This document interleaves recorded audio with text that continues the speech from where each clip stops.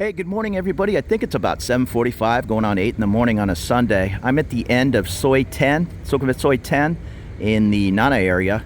This is the ECB church, and they're setting up for worship services. This gate right here would get you into Benji Park and to Soi 10, but they're rebuilding the bridge. There's just a little wooden structure, and I see some equipment down there. So it says it's closed until 22 June 2024. So if you're watching this, it might be open after that point. I'm trying to get out of the way of traffic here. But I'll give you a peek down Soi 10 on this Sunday morning. That big building at the end, that is Sukhumvit, and that's where you're gonna find the BTS Nana. Try not to get hit here. It's a lot of church traffic, which is cool. And here's the Vinio Sukhumvit 10 building, or Vinio.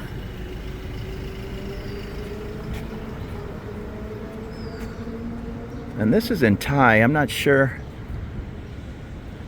I know it's, I was going to say a Hopeland building. Let me get up a little around the corner a little more. Oh, but I did just cut through that church parking lot. I was doing another video over on Soi 8. And the church, as I don't know, being good neighbors, whatever, they've posted, they have a gate over on Soi 8.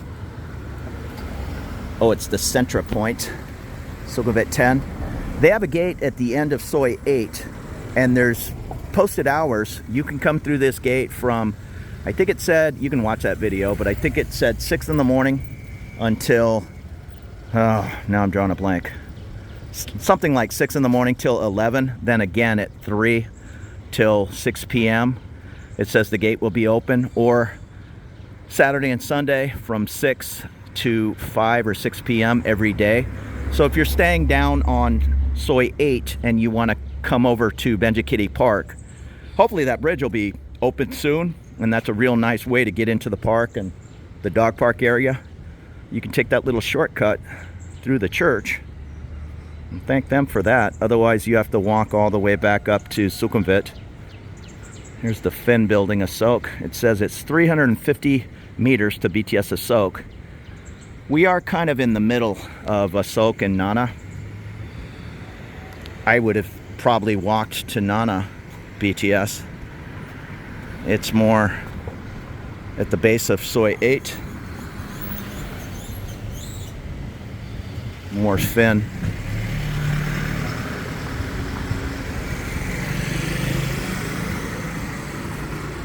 And here's a little peek at a pretty nice apartment. Let me zoom in. You can see the little living area, nice curved window, and I can see the little kitchen. Oh, and the Finn actually goes back a ways. This Soi 10 has always been a popular spot, close to Nana, close to Terminal 21. Beautiful Benji Park, and you have that access normally. And it'll be back. And here's the Sukhumvit Casa on the left.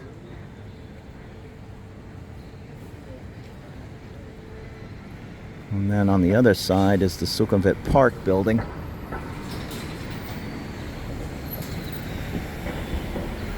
But we are catching the Sunday morning church traffic. No shortage of yoga centers around town.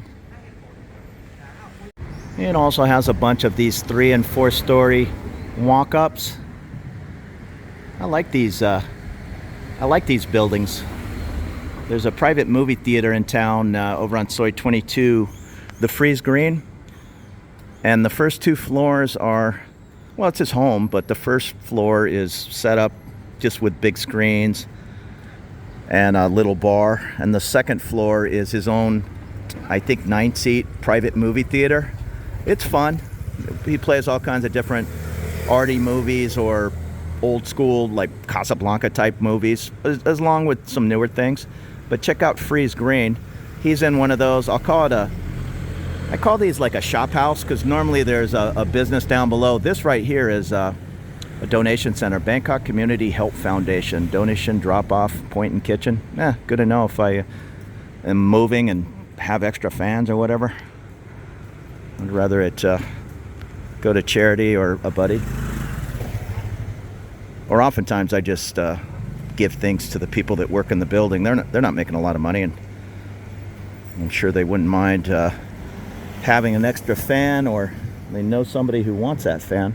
And here's another beautiful home just right in the middle of busy Bangkok. You'll just find these compounds. And this is a really nice little hotel. It's called the Galleria on 10. I've ducked in there to use the restroom a couple of times, but I know they have a nice, it's probably, give you a peek through the window, they have a nice breakfast buffet. Yeah, there it is right there. So the Galleria on 10. And just across from that is the Bansiri on 10.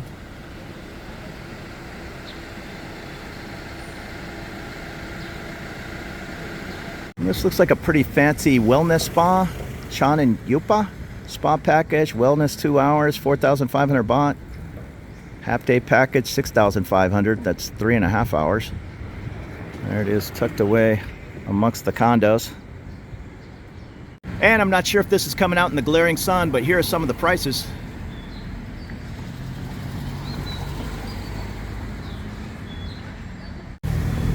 And it's just across the way from a little mini market and pet store. And we're getting down towards the end. You can see the BTS tracks on Sukhumvit. A lot of people walking to that church down there. And the spa also has a little coffee and artisan breakfast spot, I'd guess. I think this is part of the spa. Maybe not. It's right next door. Yeah, well, the sign's right in front of me. It's clearly part of the spa. And I'm hoping most of these people are walking down to the church service. If they're walking down to get into the park, they're going to find that closed gate. It came as a surprise to me. And right down towards Sukhumvit, there's a Cozy at 10. Which looks like a 3-story hotel. You can see the BTS going by, and down below is a couple of massage places, Face and Nails. And I know there's a little side soy that goes off to the right. And I think there's a hanky-panky massage back there. I think. Let's go take a peek. Oh, here's the vegetable man.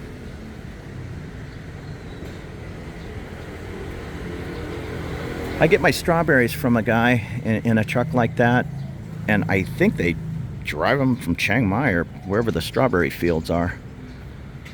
And they're just selling them out of the back of a truck, a big huge bag for 100 baht. Delicious. So the check-in restaurant and bar. Hair salons. And this place, the 7 Spa on Soi 10, but okay. Oil massage, jacuzzi. But the place I was thinking of that I might have to set my camera down, even early on a Sunday morning, they might be sitting out front, is right here. I forget what it's called. Although it looks like it's, okay, it's gone. Yeah, so things come and go fast. Yeah, so hopefully it, I hate to see any business go under, but hopefully it will be back.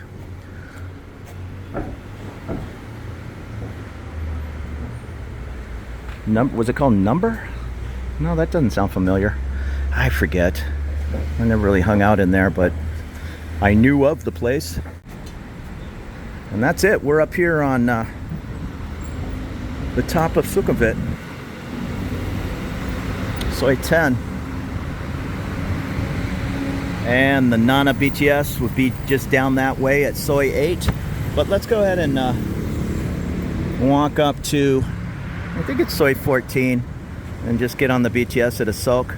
So here at the top of 10 are Saint Marco Taylor and Needle King, the shop that you can trust, it says. And a bootery. I actually had I had a little hole, well, you can see it right there, in my Nike mesh, and I took it into this shoe place, and I happened to be wearing a pair of boots. What are those? What are them boots from Minnesota? I can't even remember, Red Wings. And the boot man, what is the boot man called? The cobbler? He was like, oh, nice boots, those Red Wings. He goes, I can make you a pair. You know, leather, on and on. They're not going to be Red Wing, but I'll copy them exactly. And I'm like, nah, I got my one pair of boot that I rarely wear, you know, and in Thailand it's a little more casual. But I think he said, $70 or something, and he would make me a custom pair of boots. So I never really considered that. I know a lot of people get custom made cowboy boots and all these things, but hey, you know, if you're a boot person, maybe find yourself a nice cobbler leather shop. We've almost made our way up to Soi 12, and I know this is Koreatown.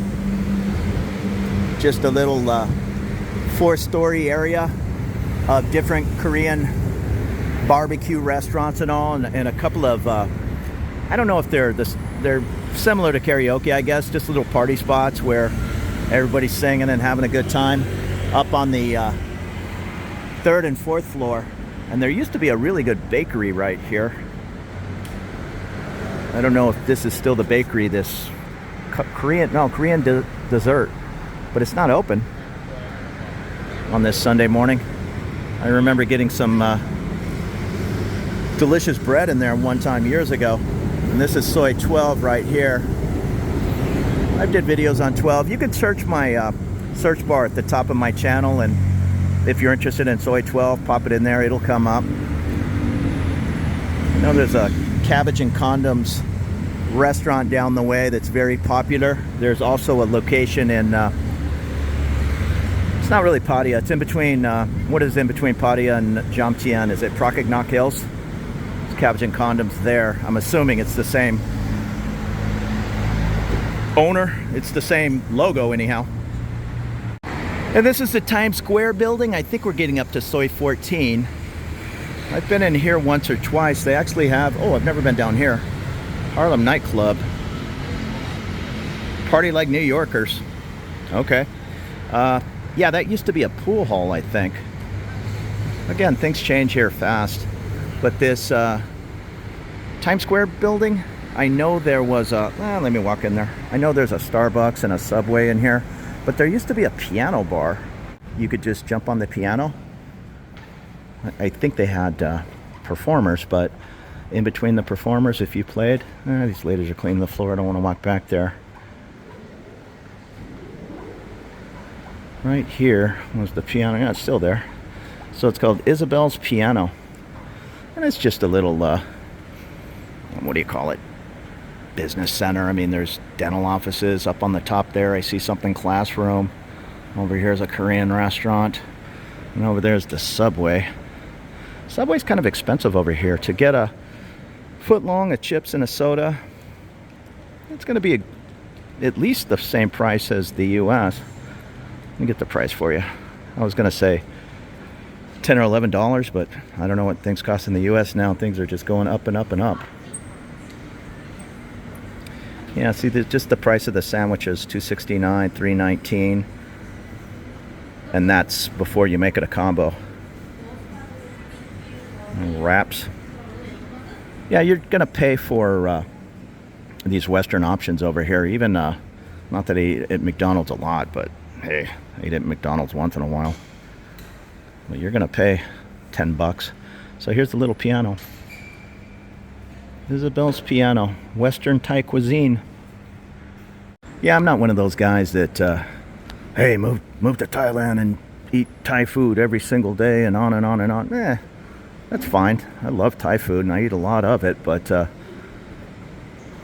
you're probably going to be like the rest of us and be in these Irish and British pubs eating $10 and $12 burger plates or steak plates. There's nothing wrong with that. Just factor it into your thinking.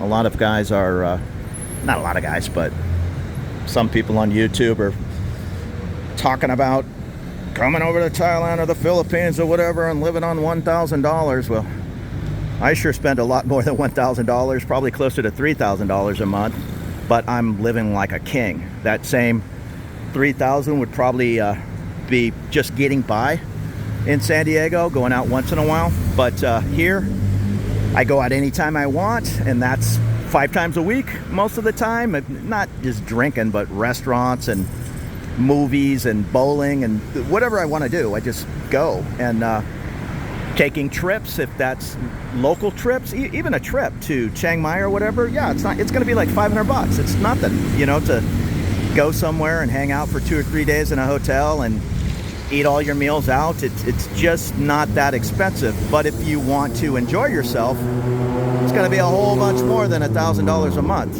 In my case, and I've heard other people throw out the 3,000 US number. I'm sure you could live a very nice life for $2,000. $1,000 is going to be tough in my view. It's going to be eating street food every day. But $2,000, yes, very doable. Wasting money like a lot of us do. $3,000, a little over $3,000, that's a little bit more realistic, and I've heard that number thrown about quite a bit, but I really don't want to start this debate because, when it comes to money, everybody has an opinion, and I'm living quite comfortable on $800 up in Isan or whatever. That's great, but things in Bangkok are just 3 times more than a small village in Isan. I try not to be like super controversial, but I remember doing a video, and these are just my opinions. I'm just a guy just like everybody watching this. We're just all people, but we all have our opinions. But when I put out a video on Nike shoes are kind of expensive over here in Bangkok, and they are. This pair I'm wearing, I bought for $80 at the outlet in San Diego. I had to buy 2 of them, so $160 for 2 pair. I still have 1 brand new pair ready to go.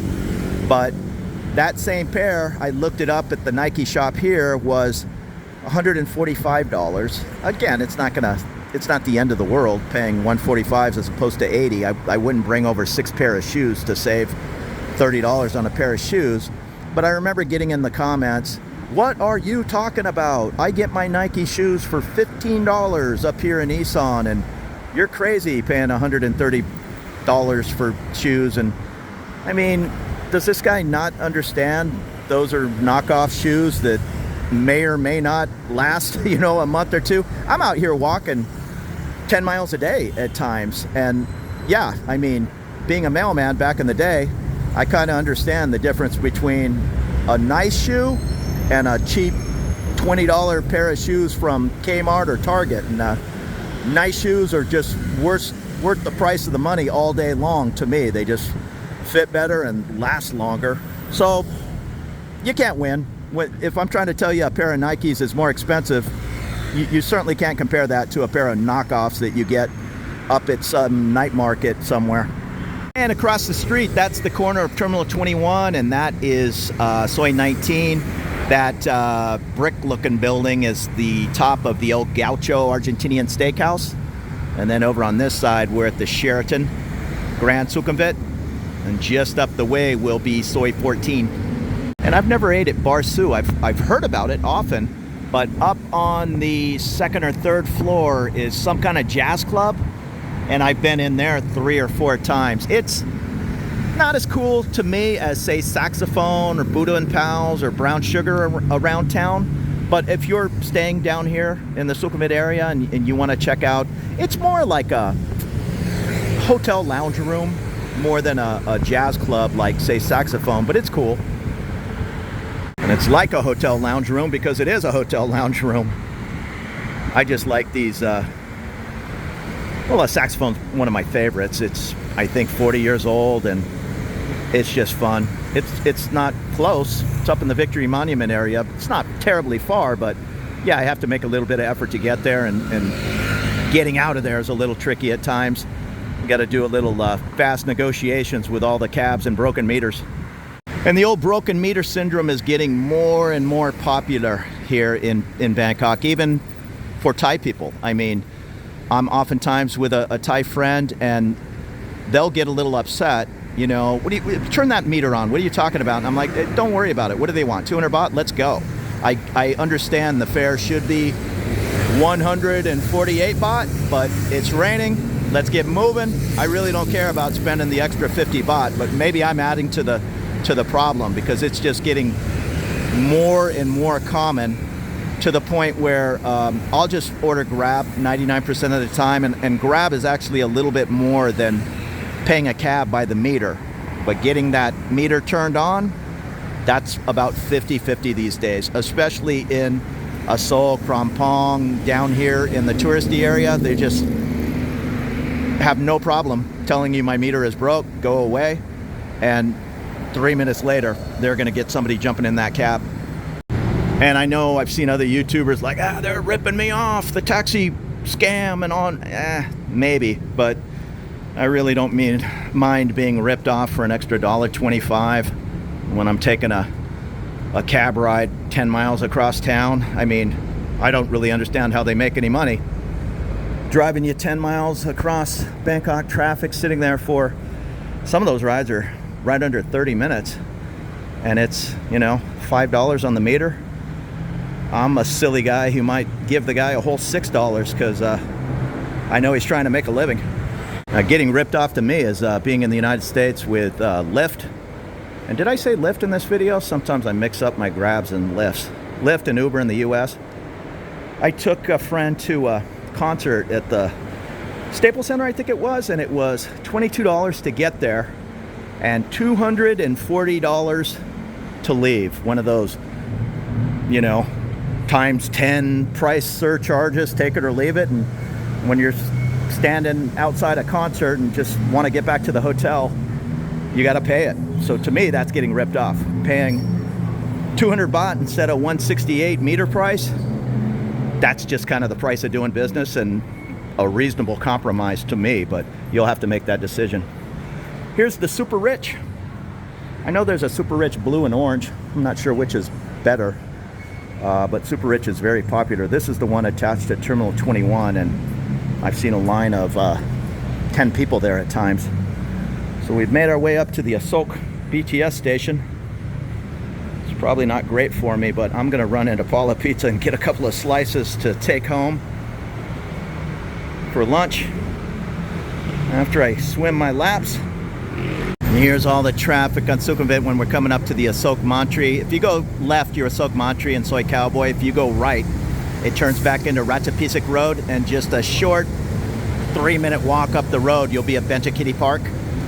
The same park that we can normally access at the end of Soi 10 there, but no can do today.